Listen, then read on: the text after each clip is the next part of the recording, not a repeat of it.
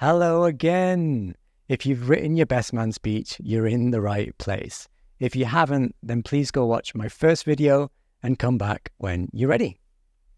Okay, so first of all, well done on writing your speech. You've done the hardest part. Now comes the really fun bit, practicing it. In this video, I'm going to share some really easy and effective ways to practice your speech, including a stupidly simple hack that'll have you knowing your speech inside out with almost no effort. And in a matter of days, not weeks. But in order to get there, we've got to take a few simple steps first.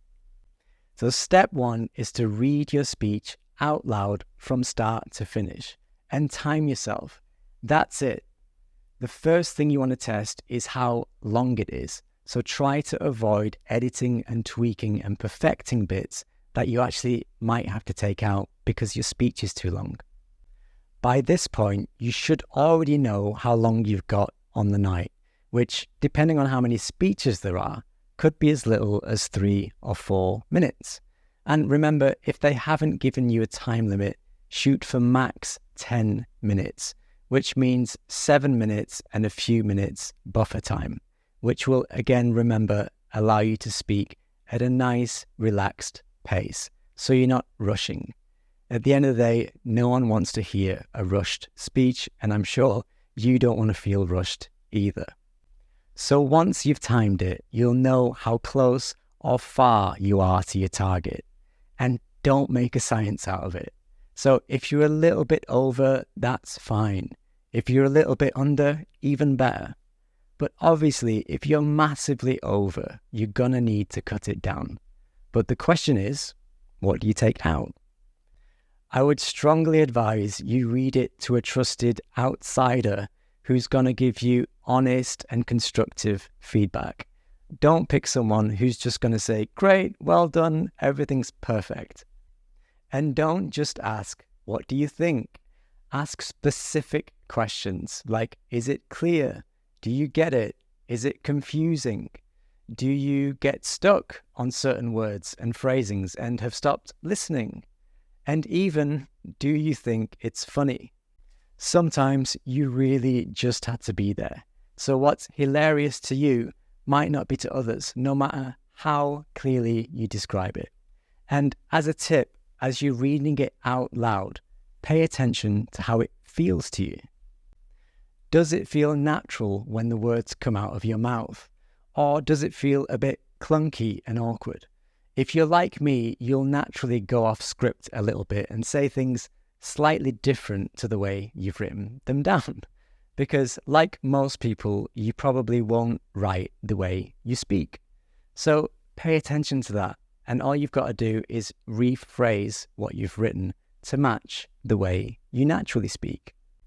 Also, you might find you're running out of breath, getting bored, or even lost by your own sentence because it's too long. So that's usually a clue that you should cut it down. So try to say the same thing in fewer words, or at least break up those long sentences into shorter ones. Step 2, take on board the feedback and update your speech, and then test it out again until you get it right. A little tip, why not use a new person or people to give you even more validation? Another tip, record yourself. Yes, I know it can be really cringeworthy to hear the sound of your own voice, but it can be the closest you'll get to hearing what people will hear on the day, which will always sound different to how it sounds in your head. Step 3, make your final tweaks. Once you've had all your feedback and you've made all your updates, it's time for those final touches and polishes until you're really happy with it. Then it's time to hit save and don't touch it, because then you're going to practice the hell out of it. The last thing you want to do is learn it really, really well and then start making major changes, because that can be then really hard to unlearn all that old stuff that you've now changed. Okay, now you're happy with your speech, it's time to practice. Now, obviously, one of the main reasons you practice is to ingrain your speech into your head so that on the day it flows naturally and you're not overly relying on your notes. Now, you might think that'll take ages, especially if you've got a 10-minute long speech. So here's a little hack that'll save you tons of time and effort. Record it and listen to it regularly, just like a song. So on your morning jogs, on your drive to work, at bedtime, all you've got to do is press play and listen. That's it. It's really that simple. Okay, so let's get back on track. Once you've ingrained your speech into your head, it's time to move on to the really practical stuff. Which brings me to the next golden rule: practice your speech the way you'll do it on the day. So if you want to have your whole speech written out, practice it that way.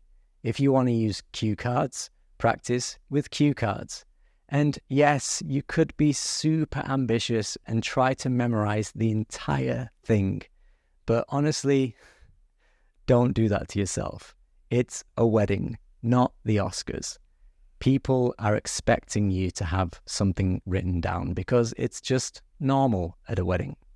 When I did my best man speeches, I used cue cards, which worked great for me. But obviously, do what works best for you. My advice, if this is your very first speech, I would write the entire thing down on paper. But if you do use cue cards, be smart about what you write on them. They should only ever include little prompts or key phrases where it's really important to get the right words in the right order, like your punchlines or quotes if you're using quotes. In any case, whether you're using cue cards or it's all on paper, make sure you know it inside out, because the last thing you want to be doing on the day is staring down at your cards or paper the entire time. Now let's talk about your mic. Now, if you're like most people, you probably don't have a mic lying around at home, so just use a hairbrush or shampoo bottle or something. Now, I know it might feel really silly, but honestly, these little things can become distracting and weird on the day if you're just not used to it. Now, one final note: it can be really easy to become obsessed with your speech and to build it up into something huge and all-important that you cannot afford to mess up. So here's a little exercise that will help you keep things in perspective. Write down 3 things that, in comparison, make your speech feel tiny and insignificant, like a Britain's Got Talent audition that will either make or break your comedy career, performing brain surgery, or the vastness of the universe. Whatever you come up with, it has to make your speech feel like this big. So the next time you think about your speech and your heart starts racing, just think about those 3 things that you wrote down and take a deep breath and get that perspective. And well, that's it from me. Happy practicing, and if this video was helpful, please hit that like button. And as always, if you have any specific questions or you're stuck on something that I can help with, please leave me a comment. In the next video, I'm going to share 6 essential things when it comes to delivering your speech. See you there.